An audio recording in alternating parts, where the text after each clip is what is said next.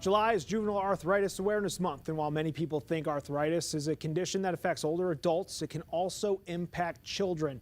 Joining us today, Dr. Amanda Moyer, who's a pediatric rheumatologist at Oklahoma Children's OU Health, to talk about some of the signs parents should know and why early diagnosis is so important. So, Dr. Moyer, how common is arthritis in children?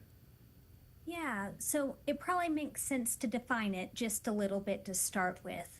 Arthritis can be caused by anything that causes inflammation in a joint. So things like trauma or infection can all cause arthritis.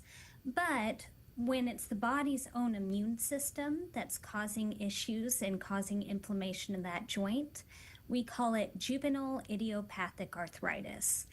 And estimates vary across the nation in different locations, but we think about 1 in 1,000 children have some form of JIA. And how do you discern that? Because, kids growing up, they get those typical bumps and bruises, they get those growing pains. So are there some early warning signs or signals that we can see as those kids kind of grow up and experience life? Yeah, good question. So yes, I have a toddler at home, so I know all about those bumps and bruises. But I would say the chronicity or the duration matters. So the types of arthritis caused by my autoimmune diseases aren't transient or don't go away overnight. I really expect something a little more chronic, lasting about 6 weeks or so.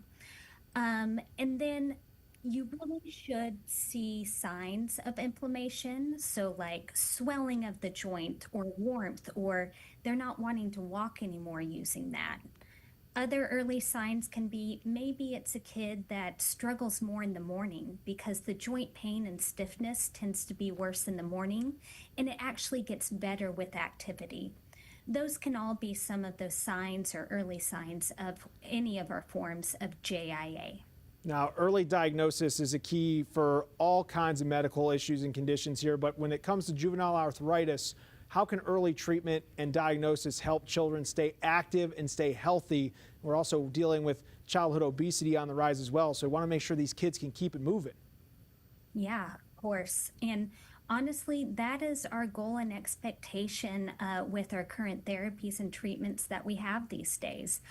I expect kids to get back to playing sports, running, doing everything that they can once they get the appropriate treatment.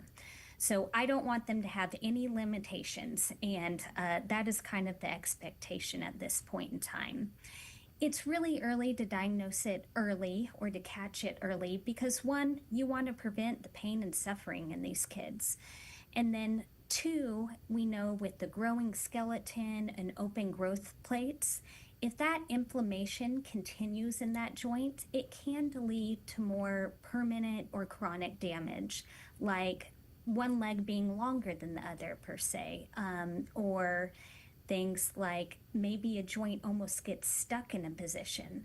So treating early and recognizing it promptly is really important to prevent those sorts of complications. Yeah, good issues to spot. And Dr. Moyer, we appreciate your time today and helping keep our kids healthy and safe. Thanks.